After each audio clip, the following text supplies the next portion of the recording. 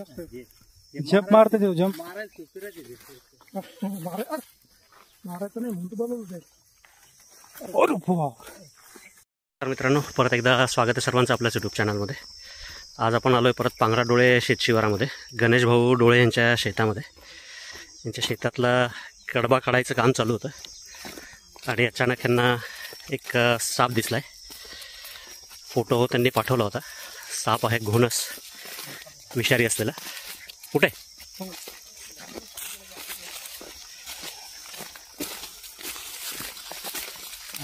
राम राम, काय म्हणता शिवाभाऊ? त्याला साप चांगले ओळखायला लागले तुम्हाला आता. त्याच्यातली पांढरी पिशवी काढा फक्त बाहेर. टाकायला अडचण का चिखलाची? नाही, बरणीत नाही, पिशवीत टाकायचं. बघू शकता मित्रांनो, इथे एक रसल स्वायपर, मराठीमध्ये घोणस, विषारी असलेला साप बसलेला आहे. करूयात रेस्क्यू. Stay tune. ठेवा पिशवी खाली. दगड घ्या दोन.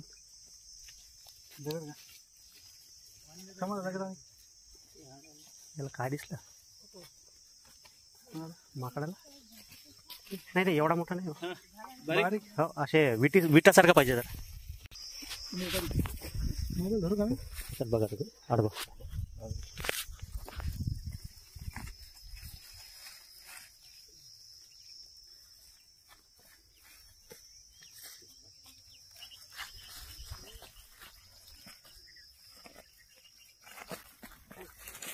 बापरे, पळू नका तुम्ही, पळू नका. पकडायचा प्रयत्नच नका तुम्ही.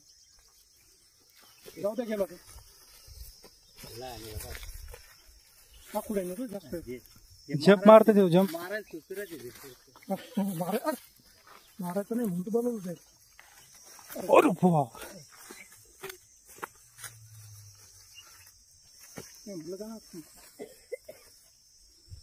मारल्या जात नव्हतं भाऊ आपल्याकडून. मारत असते का मेल मारू द्याल नाही.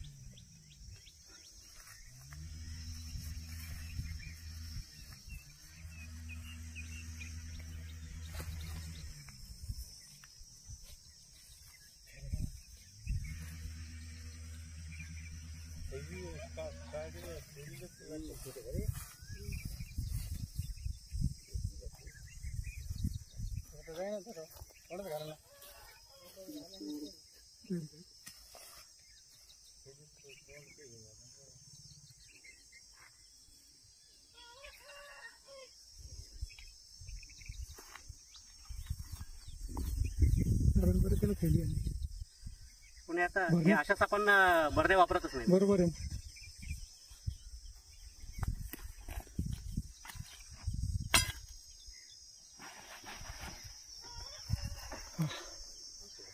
गुड.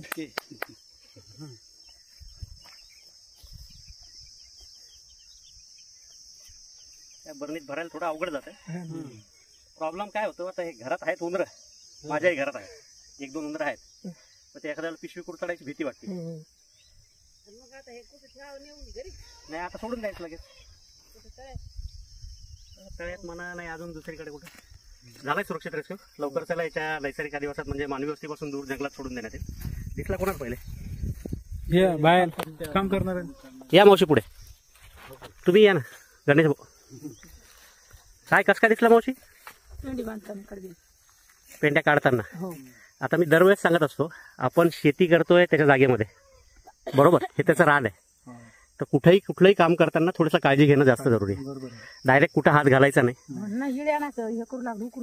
हे उपट कडबा कापताना. अच्छा, पेंडी उचलतानाच अचानक दिसला एकदम. ठीक आहे, थोडीशी काळजी घ्या. डायरेक्ट कुठं हात घालू नका. थोडंसं आधी हलवून घ्यायचं. हे जे आता कापून ठेवलेलं आहे ते उचलताना थोडंसं हलवा आधी आणि मग उचला. कारण एखाद्या वेळेस त्याच्यामध्ये जर काही बसलेला असेल तर एखाद्याला दणका बसू शकतो. साप समोर असल्यावर तर कधीच चावत नाही, पण मात्र त्याच्या अंगावर पाय पडला किंवा चुकून जर त्याला धक्का लागला तर एखाद्या वेळेस साप चावू शकतो. तेवढ्या गोष्टीची काळजी घ्या आणि सुरक्षित राहा. धन्यवाद. धन्यवाद गणेश शिवाभाऊ, परत एकदा तुमच्यामुळे अजून एक साप वाचलाय. चला भेटूया.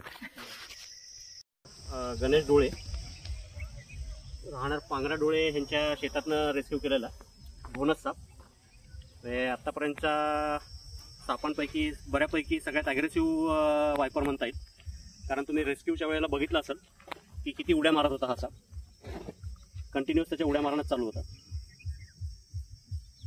म्हणजे सगळ्या सापांमधला खूप जास्त ॲग्रेसिव्ह असलेला हा विषारी साप घोणस. शेवाळी रंगाचा आणि अंगावर काळे मोठे धब्बे असतात. डोकं जे आहे ते मोठं आणि त्रिकोणी असतं. हिमोटॉक्सिक प्रकारचं विष असतं ह्या सापाचं. हिमोटॉक्सिक म्हणजे जे आपल्या ब्लडशी रिलेटेड आहे, जे ब्लड सेल्स जे आहेत ते पूर्णपणे डॅमेज होऊन जातात. खूप जास्त सूज यायला लागते अंगावर, आणि लवकर जर उपचार नाही झाले तर त्याचं प्रायमरी जे आहे त्यामध्ये पहिले किडनी डॅमेज होते, पेशंट डायलिसिसवर जातो, आणि नंतर बाकीचे जे आहेत मल्टिपल ऑर्गन फेल्युअर हा एक प्रॉब्लेम होतो आणि त्यामध्ये पेशंटची डेथ होऊ शकते. पण दरवेळेस मी सांगत असतो की कुठलाही साप चावल्यानंतर लवकरात लवकर जर आपण दवाखान्यात जर पोहोचलो तर माणसाचा जीव 100% वाचतो. ट्रीटमेंट फक्त लवकर चालू झाली पाहिजे. आपल्याकडे जवळपास नाही म्हणलं तरी 1-1.5 तास आरामात असतो. त्याला मानवी वस्तीपासून दूर त्याच्या नैसर्गिक अधिवासात सोडण्यासाठी आपण आलो. चिडल्यानंतर कुकरच्या शिट्टीसारखा जोरात आवाज करतो हा साप,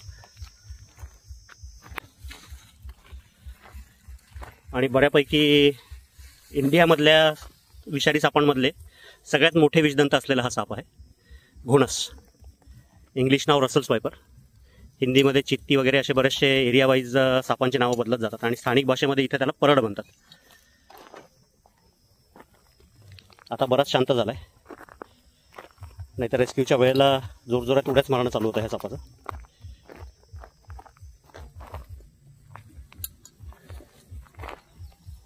दिला मित्रांनो सोडून या सापाला याच्या नैसर्गिक अधिवासामध्ये. जर व्हिडिओ आवडला, काम जर आवडत असेल तर लाईक करा, चॅनलला अजून सबस्क्राईब केलेलं नसेल तर सबस्क्राईब करा, आणि कमेंट करायला विसरू नका. धन्यवाद.